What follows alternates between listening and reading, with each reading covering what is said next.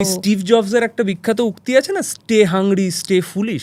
আমার মনে হয় অভিনেতাদের ক্ষেত্রে এটা সব থেকে বেশি ওয়ার্ক ঠিক করে, ঠিক যে তুমি কতটা ক্ষুধার্ত কাজ করার জন্য, এবং কতটা মানে ওই যে আমি গেলাম কোথাও একটা অভিনয় করতে, আমি ডিরেক্টরকে বললাম হ্যাঁ এটা তো মার্লন ব্র্যান্ডো এরম করেছিলেন, কি উত্তম কুমার এরম করেছিলেন।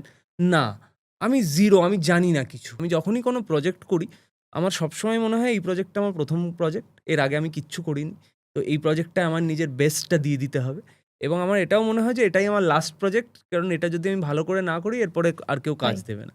আচ্ছা ঋষভদা, আমি মানে জিজ্ঞেস করছি, তুমি যখন একটা চরিত্র পাও বা সেই অভিনয়টাকে তুমি কিভাবে ভাবো? মানে চরিত্রটাকে তুমি চর্চা দিয়ে দেখো নাকি দর্শন দিয়ে দেখো?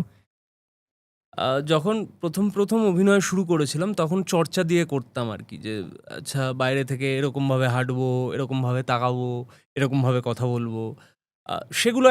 সেটা একটা প্রসেস। বাট এখন মানে যত দিন যাচ্ছে তত আমি চরিত্রের দার্শনিক দিকটা দেখতে চাই, এবং চরিত্রটা মন থেকে কি ভাবছে, আহ, তার তার মনটা কীরকম, হ্যাঁ তার মনে কি বিষণ্ণতা আছে সেটা হয়তো ছবিতে কোথাও নেই, বা সে ছোটবেলায় কি কোনো ট্রমা দিয়ে গেছে, এইগুলো না ভীষণ ভাবায়।